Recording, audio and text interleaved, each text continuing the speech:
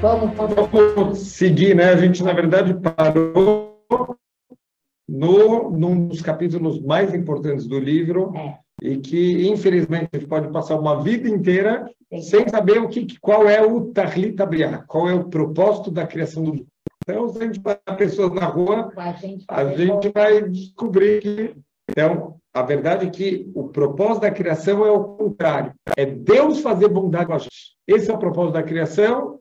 Deus, ele queria fazer bondade e ele criou o mundo inteiro. E a gente vai ver que o centro do mundo é o ser humano. Então, tudo foi criado para quê? Para que o ser humano possa atingir o seu objetivo e, Bezrat Hashem, o ser humano, ele possa chegar na felicidade verdadeira, ele possa chegar no que ele trouxe aqui, a gente falou na aula passada, que o ser humano ele foi criado com um monte de defeitos e ele tem o potencial de chegar na perfeição. Então, isso vai conectar a gente com Deus. Deus, ele é a única perfeição que existe. Deus, a gente falou na primeira aula um pouquinho o que é Deus, né?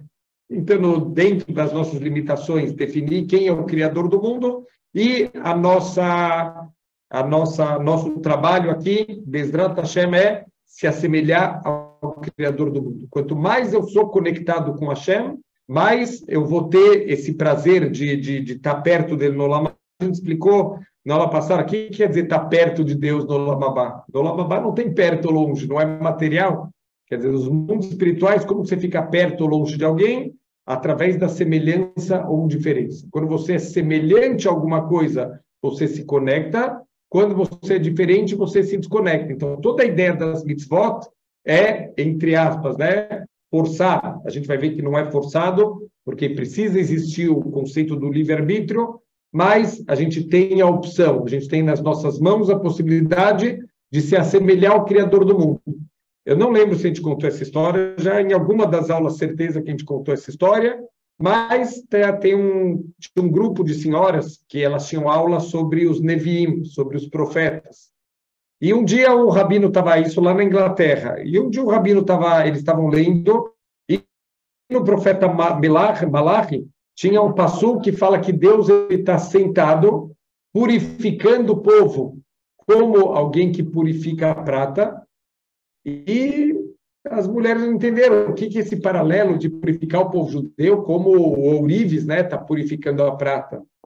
Então, uma das senhoras perguntou para o rabino, falou, rabino, não entendi o que ele quis transmitir com isso, qual é esse paralelo com o ourives?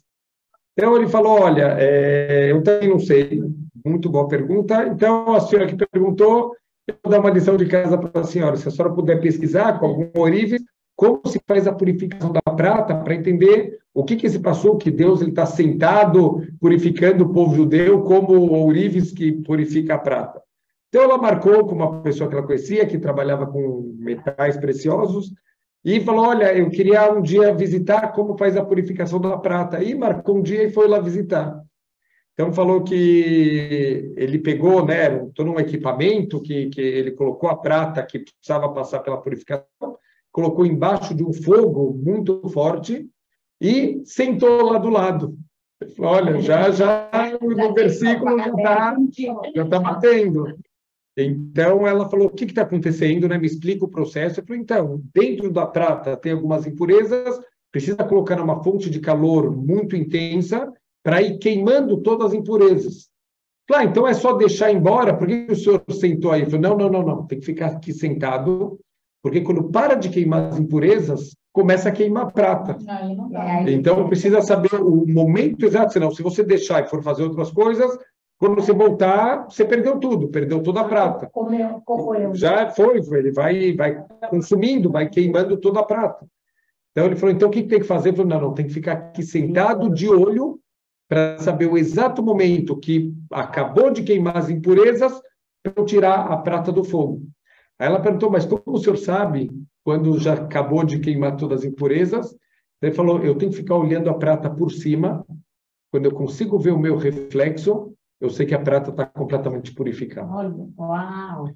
Olha aqui, olha o paralelo para a nossa vida. A Hashem, ele fica olhando para a gente, e ele coloca a gente com testes, com dificuldades, no calor, e ele fica olhando. Quando ele vai ver que a gente está completamente purificado, quando ele conseguia olhar o reflexo dele dentro da gente. Isso significa que a gente chegou na perfeição. Aí eu acho que a gente vai... Direto. Mas esse é o propósito, quer dizer, quanto mais a gente se assemelhar a Deus, eu estou me purificando, estou me conectando com os mundos mais elevados, e Deus nos livre. Toda vez que eu estou brigando, que eu estou com lachonarai, que eu estou com desavenças, com raiva e com sentimentos negativos, eu estou me desconectando de Hashem. Então, o que as mitzvot vão ensinando para a gente? Vão ensinando a gente a ter autocontrole, vão ensinando a gente a ser boas pessoas. Olha quantas mitzvot da Torá, por exemplo, relacionadas com Hesed, né, com bondade e ajudar. E tem o Maser, que tem que dar o dinheiro, e tem que separar Halá, que antigamente era para dar para o Cohen, e tem que ajudar. E se você vê o burro do teu inimigo caído, você tem que ajudar. Olha quantas mitzvot. Por que isso? Uma pessoa, por exemplo, que tem dificuldade de doar dinheiro. Então, a primeira vez que ele colocar a mão no bolso é que nem se tivesse um escorpião lá dentro. Ele não quer nem colocar a mão no bolso, mas ele vai repetindo esse bom ato, isso vai internalizando, isso vai transformando ele uma pessoa melhor. Então, quer dizer, o propósito de tudo é o que a gente falou. O Deus quer fazer bondade com a gente. A forma dele fazer bondade é a gente poder se conectar com ele e poder absorver a própria essência de Deus. E a forma de chegar nisso é a semelhança com ele.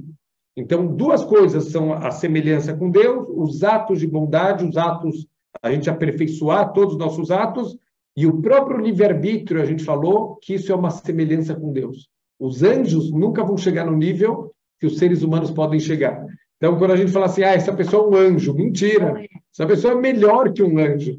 Os anjos, eles têm uma certa limitação, óbvio, que eles foram criados num certo nível de perfeição, mas eles não adquiriram essa perfeição. Entre os seres humanos só existem os anjos e depois já é Hashem? A verdade é que existem vários níveis, né, de anjos, existem várias categorias de anjos. Tem uma parashá que fala que os anjos não gostam, né, do ser humano. Não, eles não queriam que a Torá fosse entregue para o ser humano. Então, quando Moshe foi receber a Torá, os anjos ficaram muito bravos. Não, mas olha que ideia bonita. Porque Hashem falou para Moshe, responde você. Tipo, eles estão falando que você não merece, então responde você. Então Moshe falou, Deus me, se eu responder, eles vão me queimar. Então Hashem falou, segura no trono celestial, que eles não vão poder te fazer nenhum mal, e responde para eles. Então Moshe falou, olha, está escrito na Torá, honre teu pai e tua mãe. Vocês têm pai e mãe, anjos? Não. Então a Torá não é para vocês. Está escrito, não pode comer carne com leite. Vocês comem carne com leite? Não. Então a Torá não é para vocês.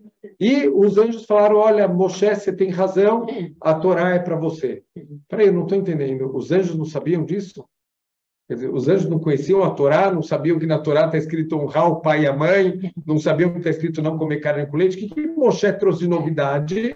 Que agora sim os anjos entenderam, agora eles aceitaram. Então, o ponto que, por exemplo, quando a gente vai ver a história de Abraham Avinu, quando ele recebeu os convidados na casa dele, está escrito que ele serviu matzot, eram anjos, mas ele serviu matzot. Por que era matzot? Porque era Pessah. Urashi fala que era Pessah. E daí que é Pessah? Nem fica a saída do Egito ainda. A gente não come a matzá por causa da saída do Egito, então que história é essa que Abraham estava fazendo matzá? Então, a verdade é que, assim, existe o conceito das mitzvot como espirituais, e Deus vestiu as mitzvot com roupas do mundo material para poder entregar para a gente. Mas todas as mitzvot, elas já existem num caráter espiritual mais elevado. Então, o conceito de comer matzá em Pessah não é só porque a gente saiu do Egito e não deu tempo da massa fermentar. Já existiu em Pessah. Isso é um conceito espiritual. Deus, ele colocou uma roupa material nessa mitzvah para dar um tam para a gente, para dar um gosto, para a gente entender um pouco melhor essa mitzvah. Mas a mitzvah já existia antes, exatamente, algum conteúdo para a gente se identificar com essa mitzvah. Mas a mitzvah é algo muito maior. Então, significa que todas as 613 mitzvot da Torá, os anjos também poderiam cumprir essas mitzvot, num nível muito mais elevado. Quer dizer, mesmo honrar pai e mãe, deve existir algum nível espiritual, que mesmo os anjos também poderiam cumprir. Só que o que Moshe Rabbeinu está falando para os anjos? Quem está santificando mais o nome de Deus? Os anjos ou os seres humanos? Vocês que estão cumprindo as mitzvot num nível muito elevado, ou a gente que está tendo que pegar o mundo material tão baixo e elevar isso para uma coisa espiritual? Quem está santificando mais o nome de Deus? Os anjos falaram, você tem razão, pode entregar a Torá para eles. Mas Moshe não queria, os anjos não queriam entregar a Torá para Moshe, porque falou, eles vão estragar. Falou, ao contrário, justamente como a Torá vai ser entregue para um lugar tão mais baixo, e a gente vai conseguir, a partir do material, elevar isso para o espiritual, essa é a maior santificação do nome de Deus que a gente pode fazer. Então, é isso, essa semelhança que a gente pode ter com Deus, de fazer as mitzvot, de fazer a bondade o tempo inteiro, está sempre querendo ser altruísta e pensar no bem, e jogar as coisas de uma forma positiva. Para Parashat Shavua, a gente viu o que aconteceu com os Meraglim, qual que é o erro principal deles?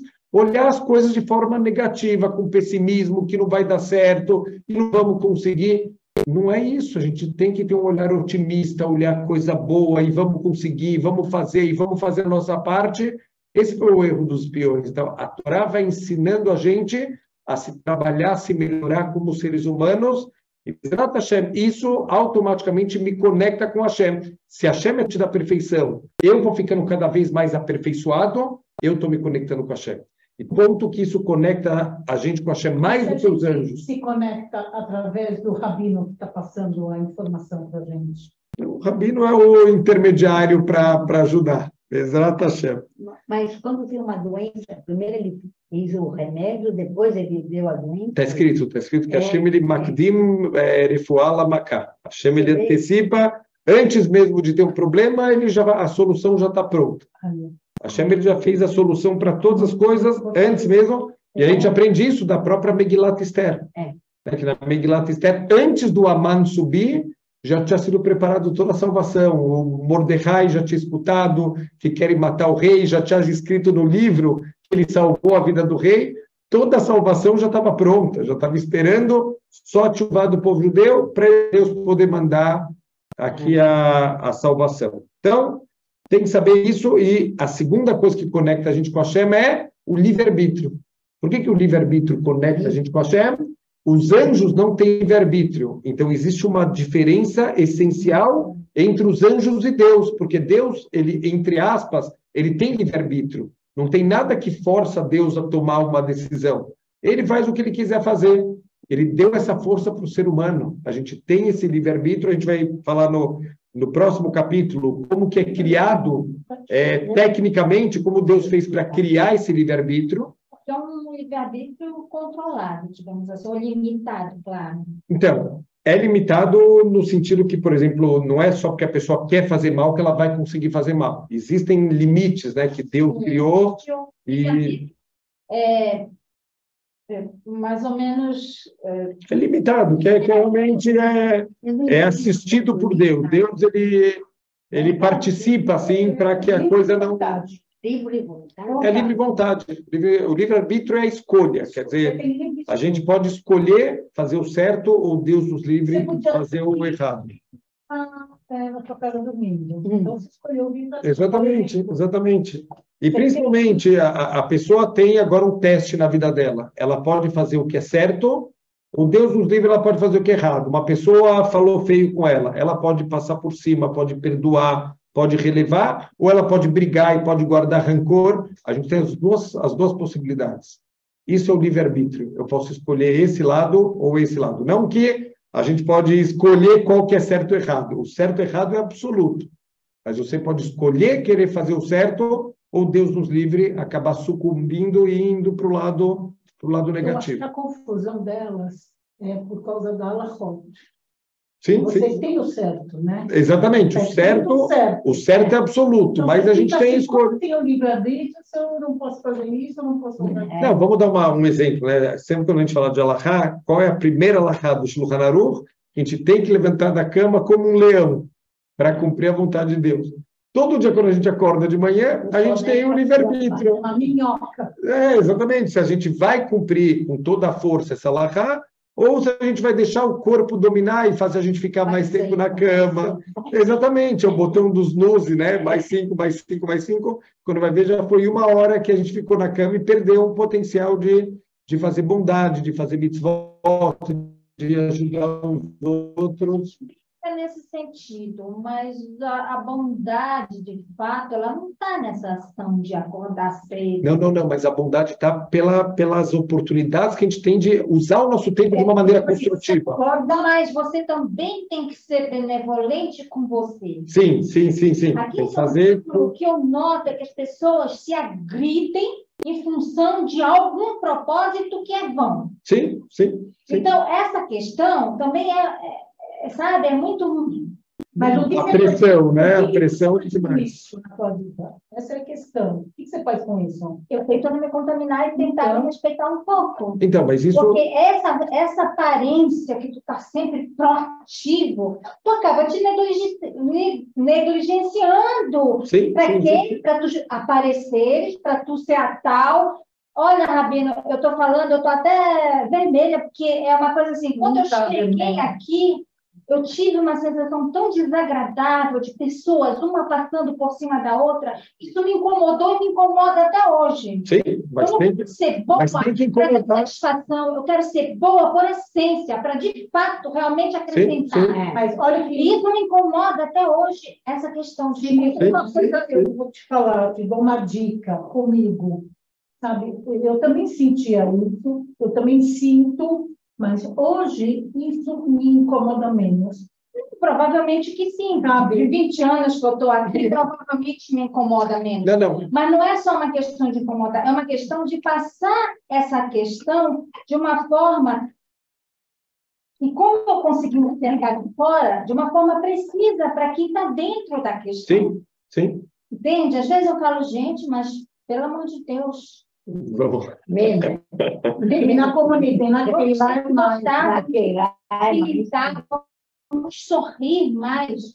Não, a verdade é que Shlomo Amelech fala Al teit tzadik arbe, não seja tzadik demais. O que quer dizer não seja tzadik demais? Não às custas dos outros, não pela honra de querer mostrar que eu sou bom. Então, é um trabalho. Então, a gente tem que... Eu sempre falo assim, a gente tem que olhar as situações do mundo e tentar... A gente tem duas formas de ter exemplos na vida. Os bons exemplos para imitar e os maus exemplos para a gente não seguir. Então, é isso. A gente tem que saber... Barulho. Super.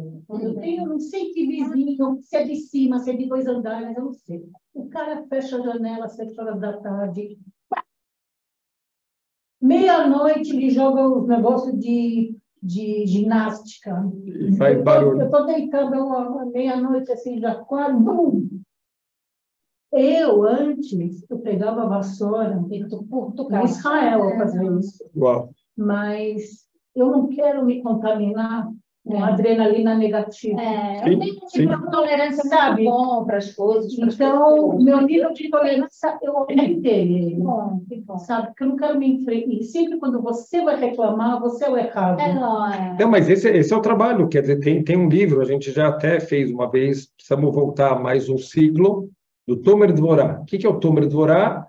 Os níveis de paciência de Hashem, os níveis de bondade. E, de novo, cai no mesmo ponto. A gente tem uma obrigação, e mais do que uma obrigação, a gente tem um potencial, e quer dizer, a gente vai ser cobrado porque a gente pode chegar nesse nível de se assemelhar a Hashem. Nos atos de bondade, nos atos de paciência, em todas as áreas boas. Eu estava na cama, acho que era umas 2 horas da tarde, estava descansando um pouquinho, eu só vi cair a sujeira. Uau, alguém jogou pela janela. Um negócio caindo. Eu não jogo pela janela, eu cuido da reciclagem, eu faço a minha parte para o planeta. Quando eu posso ajudar, aumentar as pessoas que façam isso também, eu tento. Sim. Tento cada vez me sentir um pouco melhor, né? E o mais importante, sim, é você estar de bem com você mesmo. Quando você está de bem é o shalom que a gente tem que ter. O telefone da Camille que está tocando aí. Não, é porque eu não tinha. Não tem problema. Então, olha o que ele fala que é interessante. Ele fala, Alken anivrazé aomed beshikul ben ashleimut ve'achistronot. Então, Deus ele criou essa criatura, que é o ser humano, e ele está sempre num equilíbrio entre a perfeição e a falha. Quer dizer, a gente está sempre jogando aqui Quer dizer, a perfeição é o nosso objetivo, a falha é da onde a gente tem que fugir. Shechem, Toldot, Eará, Ve'ester, que eles são, na verdade, derivações do brilho de Deus. Deus está mais, a gente está mais conectado com Deus, ou a Esther, a gente está mais desconectado de Deus, Deus está mais oculto. Mesmo na história do mundo, tiveram épocas que Deus estava mais evidente, quer dizer, até a época do Beit HaMikdash, é muito interessante a gente perceber isso. Deus estava evidente no mundo. Mas não tinha essa oscilação? Também, sempre. Isso sempre tem que existir, não importa em que fase do mundo, tem que existir o livre-arbítrio. Tem que existir essas duas opções, a opção da perfeição ou a opção da falha.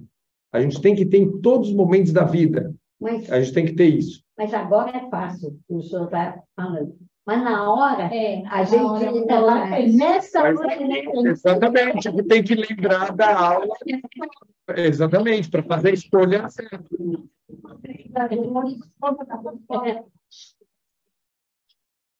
Não, por isso que a única maneira é Torá. Porque o que quer dizer escolha certa? Certo e errado é absoluto.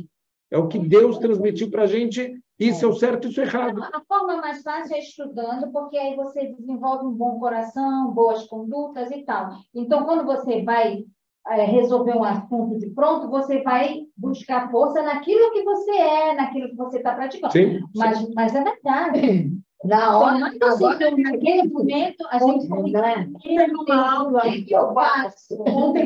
a gente estudou Teva Chacham. Né? Então, é interessante isso, né? Sim, quando você está num pensamento simples, ou você está... Eu estou fazendo um resumo bem... Resumido, mas se você age numa coisa simples, ou você já está com a natureza de Deus. Sim. Quando você está na natureza de Deus, as coisas fluem melhor. Não, a gente está numa sintonia de... Exatamente. Deus, ele criou canais de brachá para o mundo. Tem canais de brachá. A gente destrói muitas vezes. Com mau usado, a gente está destruindo os canais de brachá para a nossa vida. Quer dizer, para o mundo como um todo, mas isso também é uma coisa particular. Também para a gente pode destruir esses canais de brachá. Então, por isso, é mais uma coisa que quando tem o brilho de Deus, é quando a gente está conectado com Ele, a gente está andando nos caminhos dEle, e Deus nos livre. Com o ocultamento de Deus, não é que Deus foi embora, a gente foi embora. Então, olha que bonito, quando a gente termina Sukkot, logo em seguida a gente já tem uma festa, Shmini Atzeret. Então, o que é a palavra Atzeret? Atzeret é Latzor, Latzor é parar. Então, também traduzido como o 8º dia, o dia da parada. O que quer dizer o dia da parada? A gente tem que dar uma parada nesse dia. Olha, 7 dias de Sukkot, tiveram korbanot, 70 korbanot foram oferecidos para os 70 povos do mundo. Deus fala, olha, agora eu quero alguma coisa particular, eu e vocês. Ele fala para o povo judeu, vamos dar uma parada, um dia de parar, e eu ficar, eu e vocês. Por quê? Assim está escrito no Talmud, Kashe alai preidatchem. É muito duro para mim a partida de vocês. A partida de vocês. Vocês estão indo embora, eu estou sempre aqui. Agora teve Elul, não sei se elevar espiritualmente, veio Rosh Hashanah, veio Yom Kippur, veio a semana inteira de Sukkot, que a gente sai da nossa casa para morar na casa de Hashem. Kashe alai preidatchem. A partida de vocês está me doendo. Vocês vão embora, eu vou continuar sempre aqui. Quer dizer, quem escolhe esse brilho de Hashem ou o ocultamento de Hashem, somos nós através dos nossos atos. Quando a gente faz a coisa da maneira correta, a gente vai trazer esse brilho para o mundo, e Deus nos livre quando a gente faz a escolha errada. Como faz? Tem que estudar, não tem jeito. É como leis, quer dizer... mesmo dentro do direito, como a gente sabe o que é o certo, tem que estudar, não tem jeito, tem que abrir aqueles manuais gigantescos e tem que saber as leis, essa maneira. E tem uma outra forma pela Torá, que é o Aselecharav, a gente ter pessoas com quem se aconselhar, pessoas para saber. Tem muitas situações de vida que realmente, dentro do meu nível de conhecimento, eu não sei qual que é o certo. Eu vou me aconselhar com pessoas maiores. Olha, você provavelmente já passou por isso, ou já estudou isso, ou já passou por pessoas que tiveram isso. O que eu faço nessa situação? E essas pessoas vão ter uma visão muito mais aberta, né? Muito mais clara, para saber o que seria o correto fazer. Então, A gente sempre tem que estar procurando o que é o correto. Então, o objetivo é a gente tentar chegar na Shleimut e, como a gente falou na aula passada, a gente tem que adquirir a perfeição. Por que a gente tem que adquirir? Por que Deus já não criou a gente perfeito? Porque se Hashem tivesse criado a gente perfeito, não tem aqui, a gente falou um pouquinho do Zohar HaKadosh. O Zohar HaKadosh fala, Nehama de Kisufa, o pão da vergonha. Você está ganhando uma coisa que você não mereceu. Você não fez nada para ganhar isso, você não se esforçou. Isso viria junto com uma vergonha, viria junto com uma falta dessa conexão eterna com Deus, porque Deus não tem nada que obrigue ele. Ele, entre aspas, chegou sozinho na sua perfeição. Não que ele alguma vez não foi perfeito, mas não teve nada que obrigou ele a ser perfeito. Ele é perfeito por si só. Ele deu essa força para a gente. Eu posso ser perfeito pelas minhas escolhas, sem nada me obrigar. E é isso que é o livre-arbítrio. A gente pode escolher chegar, Bezrat Hashem, nessa perfeição. O que fima shayer be'ashleimut, kahu marbe ahizat ve'dabkut bo. Quanto mais a gente conseguir chegar na perfeição, eu me conecto mais com Hashem. Ach be'agio el tachlit kinyat hashlemut, ine umagia el tachlit ahizat ve'dabkut bo itbarak shemo. Quando a gente chegar na perfeição, eu cheguei no máximo que um ser humano pode estar conectado com Hashem. Então, por exemplo, vamos tentar entender o que significa esse máximo. Está escrito que Moshe Rabbeinu, como que Moshe Rabbeinu, ou até mesmo Aaron HaKohen, como eles faleciam, esses grandes tzadikim, Neshikat Amavet. O beijo que Hashem era como se Deus viesse e tirasse a Neshama, sem nenhum sofrimento, sem nenhuma dificuldade, porque eles conseguiram chegar em níveis de perfeição tão grandes, a conexão deles com Hashem é uma coisa tão incrível, que agora, para sair aqui do corpo material, é como tirar um fio que está dentro de um copo de leite. Os Rechaim, ao contrário, eles estão tão presos no mundo material, nas imperfeições, que para eles, tirar essa alma do corpo, é que nem tirar o algodão de um espinheiro. Você vai puxando e vai desmanchando tudo, e você tem que... Então, essa é a diferença, a gente está mais conectado com a Hashem, e a gente... Desculpa, será que essa questão conta? Tá bom exame, Camila, que tem a ótima essa conexão de sofrimento aqui, esse sofrimento aqui do Lamabá, conta a favor quando sobe? Tudo. Qualquer sofrimento, qualquer dificuldade, ele fala um pouquinho lá para frente, mas ele fala que isso limpa as transgressões. Todos os sofrimentos, todas as dificuldades, nada é em vão. Nada aqui é em vão. Não, a justiça, a verdade é que assim, todo sofrimento, ou ele pode vir como limpeza espiritual, ou ele pode estar vindo como uma forma de despertar. Por quê? Porque, em geral, os sofrimentos, eles são midá keneged midá, eles são medida por medida. O que a gente cometeu de errado vai acontecer com a gente. Então, é o exemplo clássico que a gente fala, a pessoa vai tomar um café e queimou a língua. Óbvio, teria que ter tomado cuidado e experimentado o café antes, tá bom, mas na prática ele queimou a língua. O que significa isso? Deus está dando um aviso, Deus está dando uma mensagem. Talvez essa pessoa está fazendo lachonará, talvez essa pessoa está falando feio com os outros, tem alguma coisa a ver com a fala dela. Então, quer dizer, a gente entendendo isso, a gente vai ter dois benefícios. O sofrimento por si só já traz uma expiação, uma limpeza espiritual, e fora isso, eu posso consertar alguma coisa. Ah, mas Deus não podia ter feito de uma outra maneira, né? Não podia ter feito, por exemplo, né? Dor de dente. Para que serve a dor de dente? Para quê, Rabino? Para entender que tem alguma coisa errada com o dente. Se não fosse a dor de dente, o que vai acontecer? Por exemplo, começou uma cárie. Se eu tratar a cárie agora, eu recupero o dente. Mas se eu não tratar agora, a cárie ela vai aprofundando até chegar na raiz e a pessoa pode perder o dente. Então, a dor é uma coisa muito boa, porque ela é um aviso que o meu dente está precisando. Uma febre, né? Exatamente, a febre é um sinal que tem alguma coisa que não está, então vamos procurar aonde está o problema. Agora, olha que incrível, vou sugerir para Deus uma ideia melhor. Vamos fazer 32 LEDs na testa do ser humano, quando tem um problema no dente, fica piscando o LED. Resolver, olha, achei que eu poderia fazer sem sofrimento. O que ia acontecer? Quando começasse a piscar o LED, o que a gente ia fazer? Nada. Nada, porque o dentista é caro, então não está doendo, não está me incomodando, o que eu vou fazer? Nada. até a nossa cara virar ou todas as luzes piscando, a gente não ia fazer nada.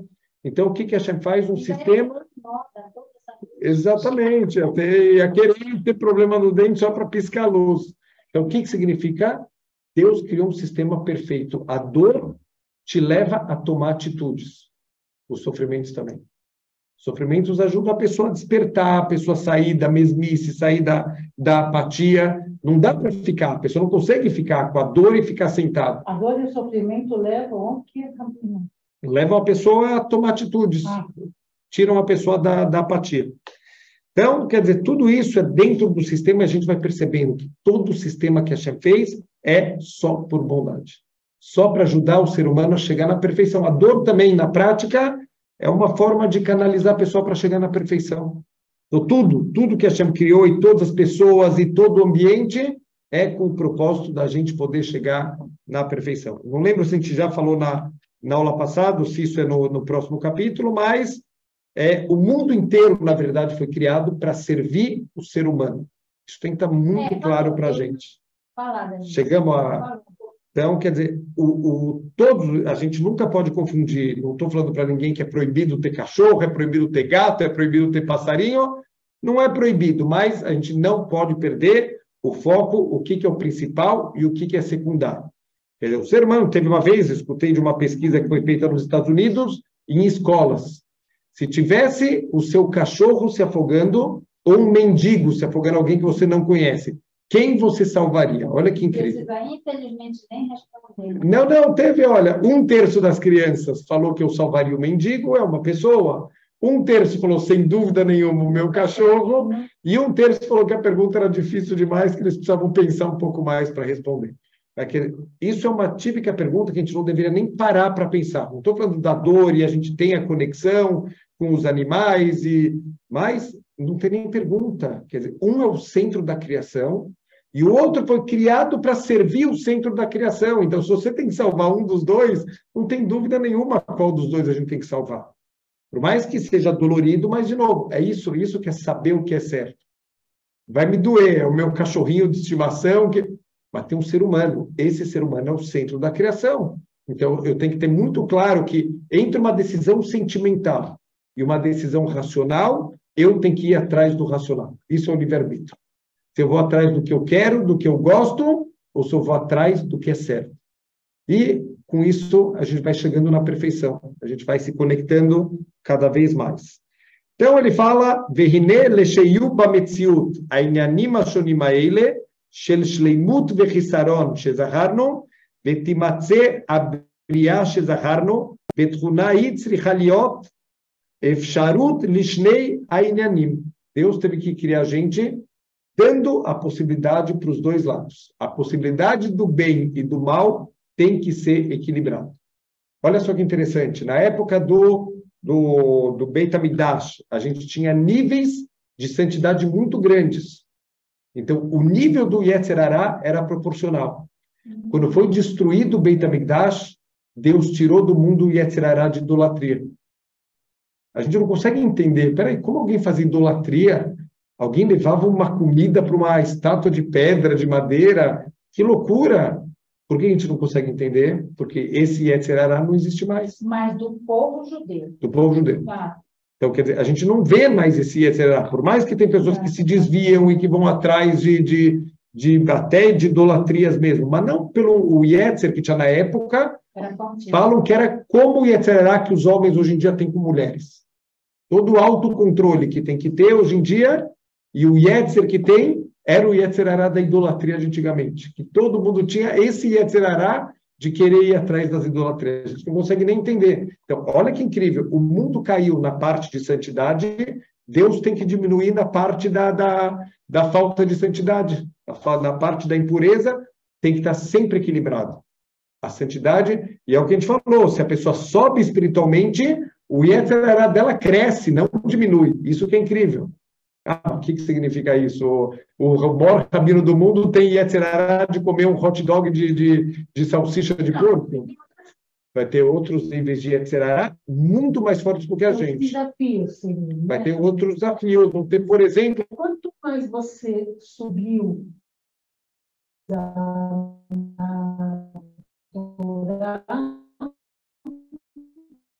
mais a tua visão se ampliou. Interessante no mundo material. Uma criança compra um joguinho. Então ele compra esse joguinho, ele começa a jogar, ele vai passando de fase. As fases vão ficando mais fáceis ou mais difíceis? Difícil. Tem que ficar cada vez mais difícil, senão você larga o jogo. Senão o jogo não tem graça. O joguinho é um paralelo da vida. A gente está aqui no mundo e a gente vai crescendo, as dificuldades vão crescendo proporcional. Mas isso é legal. Esse é o desafio. Porque se ficar tu sempre no mesmo, perde a graça. Então a gente vai passando de nível, você vai ganhando novas habilidades e vão surgindo novos desafios para você usar essas habilidades novas. Então é isso, esse é o reflexo, esse é o resumo da vida, são esses joguinhos de criança. A gente vai crescendo, a dificuldade ela vai crescendo junto com a gente. Para mim, isso não é, para a minha personalidade, isso é um... É difícil, óbvio que é difícil. Para mim, eu considero, ai, gente, a gente faz tudo. E, assim, e acha que já está arrumado, e acha que já está feito. E descobre que sempre tem mais alguma coisa. Que não é a nossa lógica. A gente acha que a gente tem uma lógica. A minha lógica é essa. Eu tenho que cuidar bem e toda semana, todo dia da minha mãe. Mas não, a gente cuida de dela. Sim, sim. Ela não quer que vão lá. Então, está quando se lida com outro ser humano, ainda tem toda essa parte de sentimentalidade, de... Sim, sim. Mas para o Hashem, essa é a graça do jogo. Deus ele falou para a gente. Não, Deus ele falou para a gente, olha... Eu jogo o Candy Crush à tarde. Sim. Chega às 5, 6 horas, eu jogo lá. Se eu não jogo, eu perco coisas que eu consegui. Sim. Eu estou na Liga Prata. Já cheguei na Liga do... Então... E eu falo, nossa, esse jogo é um absurdo de difícil, mas quem mandou estar na Liga Prata? Não, mas isso que é o legal, porque se estivesse lá jogando... É que nem a gente falou, o final do campeonato mundial vai ser o melhor time do mundo contra o pior time do mundo. Então não precisa nem ter o jogo, não tem graça nenhuma. Tem um pódio. E 4 pessoas disputam. O primeiro ganha alguma recompensa. Tal. E aí eu entro em jogos, às vezes, que o pódio está 50. Eu não vou ganhar 50. Não, mas a gente tem que todos os dias da vida ter pelo menos a Sheifá, que é a vontade que a gente vai um dia chegar lá. Eu vou ganhar mais ferramentas e mais ferramentas. Então, a gente sempre tem que pensar grande.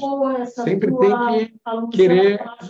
e é interessante, tudo. A gente tem que saber uma coisa. Eu gosto muito, pelo meu lado, engenheiro civil. Tudo que tem no mundo, tudo, tem alguma lição para ensinar. Tudo. Dá para a gente pegar qualquer coisa. Então, eu recebi outro dia um e-mail de 15 lições que pode aprender dos cachorros. E é muito interessante. Tem. Você olha, realmente, até está escrito, né, que se não fosse a Torá, a gente poderia aprender muita coisa dos animais. O comportamento dos animais também ensina muita coisa para a gente. Para o Hashem, a gente não precisa. A gente tem a Torá para ensinar tudo isso. A gente pode olhar para o mundo e aprender também do mundo como se comportar, como o que eu posso de cada criatura, de cada coisa que Deus permitiu que existisse nesse mundo, eu tenho alguma coisa para aprender para a vida. Então, Deus ele tem que dar para a gente essa possibilidade igual da escolha do certo e Deus nos livre a escolha do errado. Veulam abriá asher itatita leinyan gadol hazeh. Então, qual foi a criatura que foi preparada para tudo isso que a gente falou? Aino ledveikut boit barach shemo, para ter essa conexão com Hashem, kmo shezaharno, e tikre aikarit shebechol abriá, e que vai ser o centro, o mais precioso de toda a criação, de kol shear mashimatze bametziut, lo ye eila ozer beizetzad ou beizebchina. E todo o resto da criação vai ser um auxílio, vai ser uma forma, um meio para a gente poder chegar. Então, muita gente me fala, mas Rav, então quer dizer que os cachorros não têm Olam Haba? Por que um cachorro teria Olam Haba? Então, dentro de tudo que a gente está entendendo aqui, quer dizer, o Olam Haba é um fruto de um esforço, e esse esforço eu adquiri alguma coisa. Qual o esforço que os cachorros fazem? Quer dizer, qual escolha que o cachorro faz entre o certo e o errado? Nenhuma. Cachorro não tem livre-arbítrio.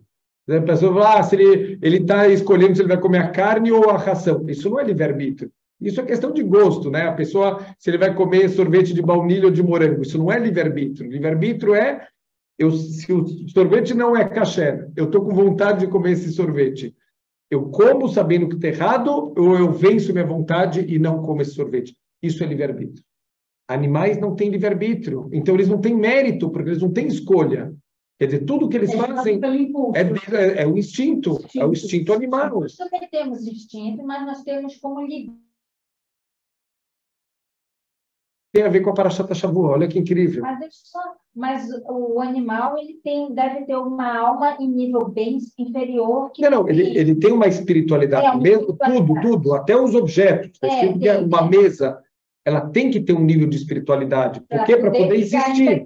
Exatamente. Para poder existir, ela tem que ter um lado espiritual para existir. Os vegetais têm que ter duas parcelas espirituais.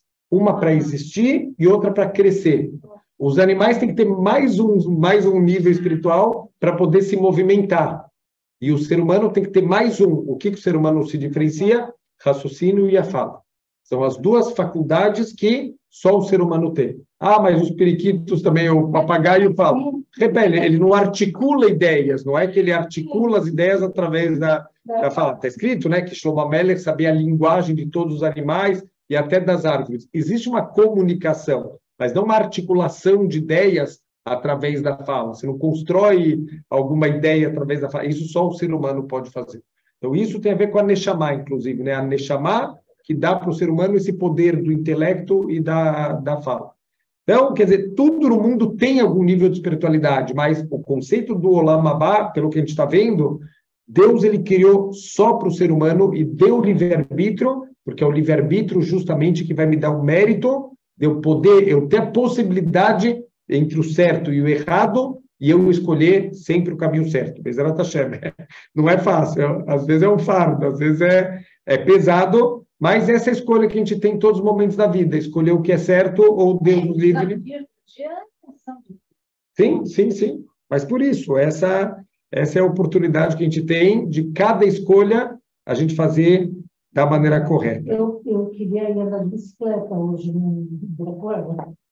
Descobri lá R$12 e ainda 1 hora. Muito legal, viu? Uau. Leva a família. Vai na quarta.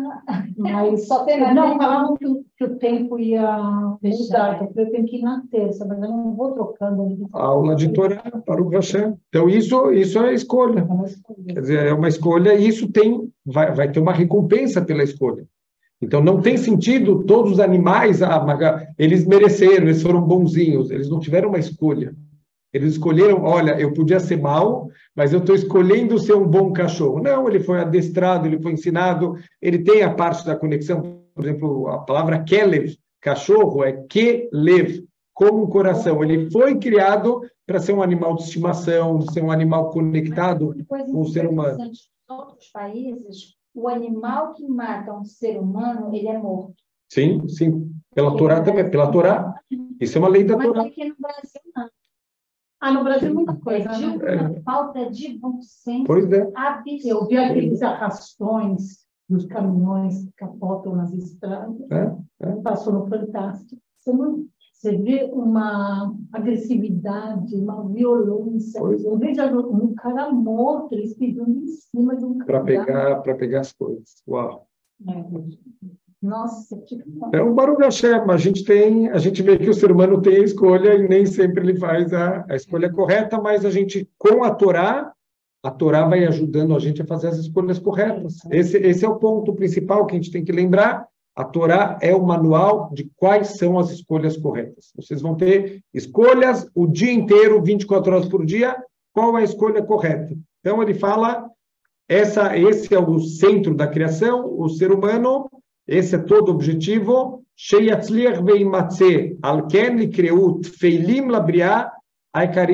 Então, todas as outras criaturas, elas são secundárias em relação ao ser humano, que é a criação principal. Então, a criatura principal é o ser humano, ele foi criado aqui com esse objetivo de chegar na perfeição. bem mashvelim, bem magvoim mimeno. Olha que interessante. Tanto as criaturas menores, quanto as criaturas maiores que os seres humanos. Isso quer dizer que até os anjos também foram criados para servir o ser humano. Quer dizer, os anjos também não têm uma função por si só. A função dos anjos é servir os seres humanos para a gente cumprir o nosso objetivo. O que a gente vê na prática? Quantas histórias da Torá que Deus ele manda os anjos. O que é um anjo? Um anjo, na verdade, é um sheliach. Ele é um intermediário de Deus para fazer certas funções aqui no mundo. Cada anjo tem a sua função única e especial. Quantas vezes na Torá está escrito que o anjo veio, e o anjo fez, e o anjo falou com Abraham, e o anjo falou com Jacob, e o anjo veio intervir. Que esse movimento ocorre até hoje, né? Sempre, porque sempre, tem sempre. tantas histórias, tantas coisas de pessoas que depois não tem como... Cadê a pessoa? O que sumiu? Não, está escrito que o Rav Yosef Karo, que escreveu o Shulchan Aruch, ele estudava de maneira constante com Malach, com anjo. Ele tinha um estudo fixo com Malach. Então, também tem muitas histórias. Uma vez o Rav Chaim Volozhner, Zecher Tzadek Livrachá, ele era muito, muito, muito rigoroso de nunca fazer uma brachá se não tem alguém para responder amém. Olha que interessante. Ele não fazia brachá se não tivesse alguém escutando para responder amém. Então, olha o que aconteceu. Uma vez ele estava de noite, ele estava com muita sede, mas ele estava estudando, a família está todo mundo já dormindo, e ele falou, o que eu faço? Estou com muita sede, eu precisava tomar água, mas ninguém vai responder amém. Então, ele estava lá lutando com ele mesmo, de repente ele escuta batidas na porta, ele vai abrir, está um aluno dele. Falou, não estou conseguindo dormir, eu estou com uma dúvida do shiur que o senhor deu hoje, o senhor poderia me explicar? Falou, claro, entra.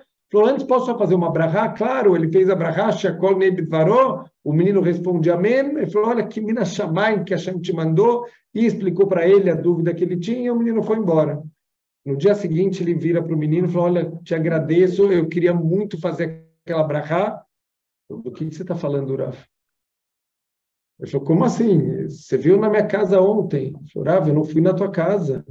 Você pode perguntar para qualquer um do quarto, eu estava dormindo, não fui na tua casa ontem. Olha.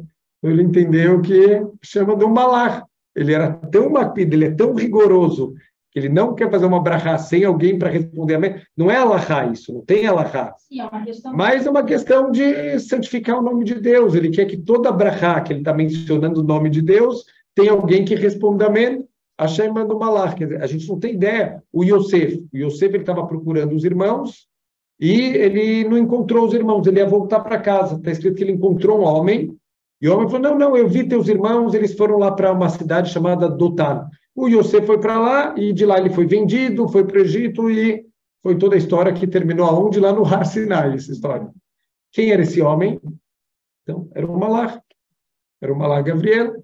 O Malach Gabriel estava lá ajudando ele para fazer o objetivo. Quer dizer, se o Malach não estivesse lá, ele ia voltar para casa. Deus tem um plano, ele tem que ser vendido, tem que ser levado lá para o Egito, vai mandar um Malach. Então, tem muitas histórias, mesmo dentro da Torá, que anjos interagiam com as pessoas. Então, mesmo as criaturas mais elevadas, os anjos, eles são shlichim de Hashem, são intermediários.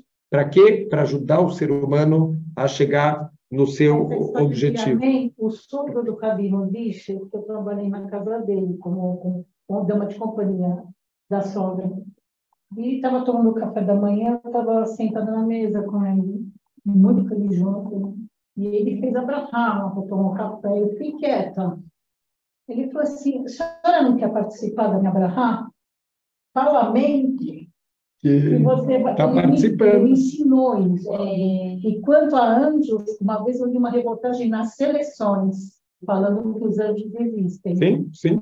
E comigo também já tem história, mas é bem assim. Acontece bastante, tem essas histórias muito divulgadas, porque eles vêm realmente para a humanidade toda. Sim, sim. Teve há poucos anos uma moça de uma midrashá em Israel, que parece que estava no bairro lá, tinha um cara perseguido pela polícia, que tinha atacado mulheres lá, não sei se era um árabe que estava lá, e parece que um dia a menina viu esse cara lá, só que ela estava sozinha.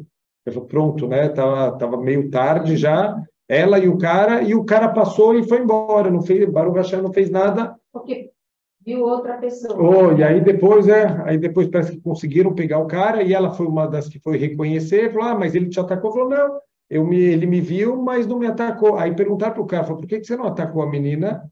Ele falou, com aqueles 2 seguranças do lado dela, vou me arriscar. E ele falou que na hora que ela fez o Shema Israel, talvez esse anjo é o próprio anjo que foi criado com a mitzvah de ter falado o Shema Israel. Cada mitzvah que a gente faz, isso cria um anjo. Pode ser que esse mesmo anjo, então, tem Baruch Hashem. Minha filha de 6 anos, no metrô de Londres, indo para Israel, cheia de malas. Era ou as malas ou minha filha. Uau. Minha filha. Lá em Londres me assustaram muito, que roubavam crianças. Eu falei, eu não tenho como descer desse metrô. A minha filha, mais 3 malas. E tem uma hora que você fala, né? Só vou entregar para a Hashem, né? Eu sei que veio um homem, eu nem pedi, ele veio, ele falou, ó, eu vou te ajudar com as malas, trouxe carrinho, Uau. eu saí com a menina, ele pôs todas as minhas malas no carrinho e sumiu. Vai saber se é velho do céu, né? Era uma pessoa Eu nunca vou entender isso, porque logicamente eu não fazia sentido. não sabia como sair dessa...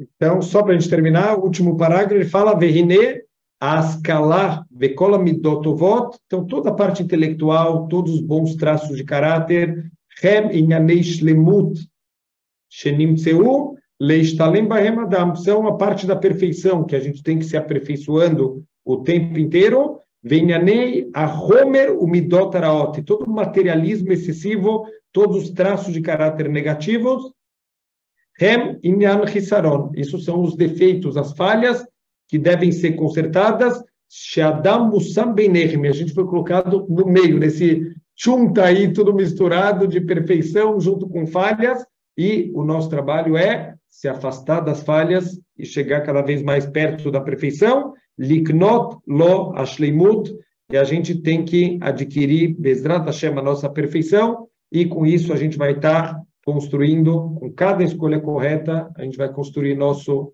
Olam Haba. Bezrat Hashem. Shavua Tov. Obrigada, filho.